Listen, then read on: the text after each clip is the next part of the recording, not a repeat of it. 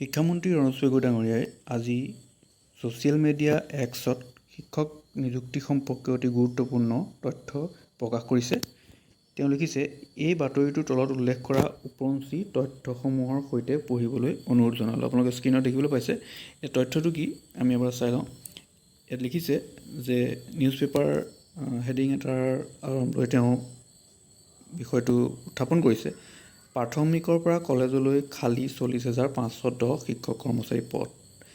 এতিয়া তেওঁ লিখিছে যে অনুমোদিত পদৰ বিপৰীতে খালী পদ পূৰণ কৰি 35,000 SSA আৰু ষ্টেট পুল চুক্তিভিত্তিক শিক্ষক প্ৰাথমিক শাখাত আৰু 8,000 অতিৰিক্ত চুক্তিভিত্তিক শিক্ষক মাধ্যমিক শাখাত বৰ্তমান নিয়োজিত হৈ আছে।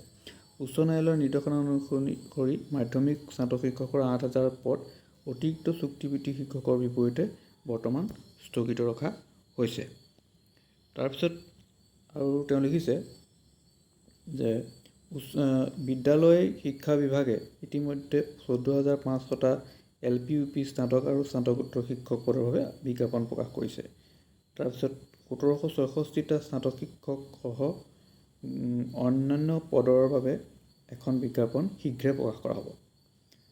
তাৰপিছত লিখিছে ডাইৰেক্টৰ ৰিক্ৰুইটমেণ্ট আয়োগৰ দ্বাৰা 1,300টা তৃতীয় আৰু চতুৰ্থ শ্ৰেণীৰ পদত নিযুক্তি প্ৰক্ৰিয়া চলি আছে। তাৰপিছত অসমে বিদ্যালয় শিক্ষাত ভাল শিক্ষক ছাত্ৰৰ অনুপাত PTR বজাই ৰাখিছে। নিম্ন প্ৰাথমিকত 19:1, উচ্চ প্ৰাথমিকত 21:1 আৰু উচ্চতৰ মাধ্যমিকক 26:1। উচ্চ শিক্ষাৰ অধীনত আমি মে' 2021 পৰা 2826 জন কৰ্মচাৰী নিয়োগ কৰিছোঁ বুলি তেওঁ উল্লেখ কৰিছে। গতিকে এয়া আছিলে আজি ছ'চিয়েল মিডিয়া এক্সত তেওঁ পাব্লিছ কৰা তথ্যসমূহ।